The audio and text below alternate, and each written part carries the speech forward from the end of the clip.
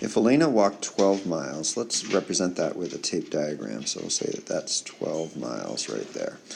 And then she walked a quarter more of that. So what I can do is draw another 12 miles here and break it into quarters. So she did that much. So that's 3, 3, 3, and 3. So she walked a total of 15 miles.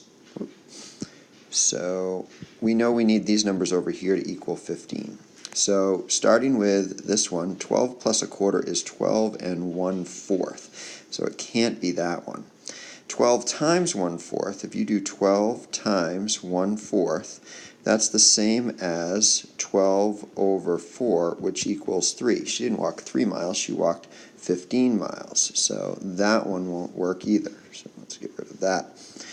Then she has 12 plus a quarter of 12. Well, we just figured out that when you do 12 times a quarter, you get 3. So 12 plus 3 is 15. So this one works.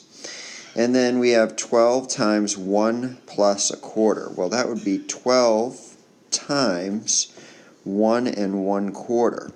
Well, 12 times 1 and 1/4 would be the same as 12 times 5/4.